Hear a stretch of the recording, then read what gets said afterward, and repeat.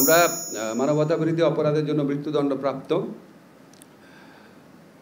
আওয়ামী লীগ নেত্রী শেখ হাসিনা এবং সাবেক স্বরাষ্ট্রমন্ত্রী আসাদুজ্জামান কামাল ওনাদের এক্সট্রাডিশনের জন্য আমরা চিঠি দিচ্ছি এবং এর পাশাপাশি ওনাদের প্রত্যর্পণ করার জন্য, যেহেতু ওনারা এখন কনভিক্টেড মৃত্যুদণ্ডপ্রাপ্ত, কাজেই আমরা মনে করি ভারতের এখন বাড়তি দায়িত্ব রয়েছে তাদের ফেরত দেওয়ার জন্য।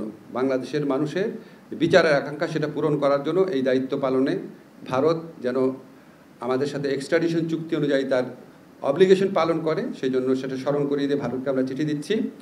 একই সাথে সাথে এই কনভিক্টেড ব্যক্তিদের দেশে ফেরানোর জন্য আন্তর্জাতিক যে অপরাধ আদালত রয়েছে রোমে, সেখানে আমরা কোনো রকম অ্যাপ্রোচ করতে পারি নাকি সেটা বিচার বিবেচনা করার জন্য আমরা অচিরেই বসে সিদ্ধান্ত নিব।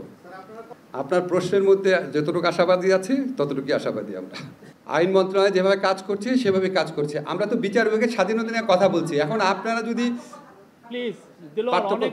পার্থক্যটা বুঝেন নাই, আইন মন্ত্রণালয়ে দুই ধরনের কাজ করে এখন। এক হচ্ছে আমাদের নিম্ন আদালতে যারা বিচারকরা আছে, এই বিচারকদের তত্ত্বাবধান করে। নিম্ন আদালতের বিচারক যারা বিচার কাজে যুক্ত আছেন, এই কন্ট্রোলটা উচ্চ আদালতে চলে যাবে সচিবালয়ের মাধ্যমে। আর যারা প্রশাসনিক কাজ করেন তাদের কন্ট্রোলটা থাকবে আইন মন্ত্রণালয়ের কাছে। এটা তো প্রশাসনিক কাজ। আমি এই ধরনের আমি সামাজিক যোগাযোগ মাধ্যমে এত দেখার সময় পাই না। আর এখানে যেই সমস্ত জিনিস ভেসে বেড়ায়, আপনার কি মনে হয় একজন সাংবাদিক, আপনি প্রথমে ইনভেস্টিগেট করেন এটা সত্যি কি না।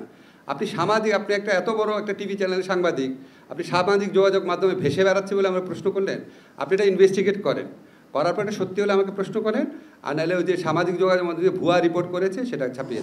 আরে আমি তো এটা অবগত না। আপনি এখন সামাজিক যোগাযোগ মাধ্যমে হাজার হাজার জিনিস আমার আসলে শফিক সম্পর্কে ভেসে বেড়াচ্ছে। সামাজিক যোগাযোগ মাধ্যমে ধরেন আসলো যে আপনি আসলে চ্যানেল আয়ের কর্মকর্তা না, আপনি আসলে হচ্ছে আপনার বিদেশি একটা রাষ্ট্রের গোয়েন্দা। আমি কি আপনাকে একটা প্রশ্ন করব? আপনি ভেসে বেড়াচ্ছে বলেন, আপনি আমাকে একটা অথেন্টিক জায়গার নাম বলেন।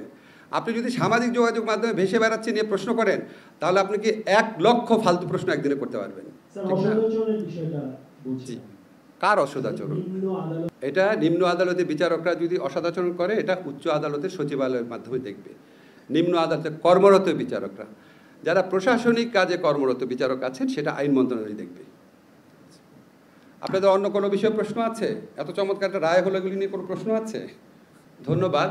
আজকে আরেকটা ঐতিহাসিক রায় হয়েছে। আমরা জানি যে আমরা দীর্ঘদিন সংগ্রাম করে তত্ত্বাবধায়ক সরকার পেয়েছিলাম। এটা আমাদের ভোটের নিশ্চয়তা দিয়েছিল এবং তত্ত্বাবধায়ক সরকারের আন্ডারে আমরা বেশ কয়েকটা সুষ্ঠু অবাধ নির্বাচন দেখেছিলাম এবং সবসময় দেখতাম ক্ষমতাসীন দল পরাজিত হতো এবং এটা আমাদের কাছে খুব স্বাভাবিক মনে হতো। বাংলাদেশের ক্ষমতাসীন দলগুলো যে ব্যর্থতা থাকে সেটার প্রেক্ষিতে। তো আমরা খুবই আনফর্চুনেটলি আমাদের একজন সাবেক প্রধান বিচারপতির নেতৃত্বে রায় দিয়ে এটাকে অবৈধ ঘোষণা করা হয় এবং তারপরে এটা সুযোগ নিয়ে তৎকালীন আওয়ামী লীগ সরকার পঞ্চদশ সংশোধনীর মাধ্যমে এটা বাতিল করে। তো প্রথমে পঞ্চদশ সংশোধনীটা অবৈধ ঘোষিত হয়েছে, আপনারা জানেন, মাস 2 আগে একটা রায়ে। আর আজকে সাবেক প্রধান বিচারপতি খায়রুল হক সাহেব, উনি যেভাবে অত্যন্ত প্রশ্নবিদ্ধভাবে যে রায় দিয়েছিলেন তত্ত্বাবধায়ক সরকার অবৈধ, সেই রায়টা বাতিল হয়েছে। So right at this moment তত্ত্বাবধায়ক সরকার পুনরুজ্জীবিত হয়েছে আমরা বলতে পারি।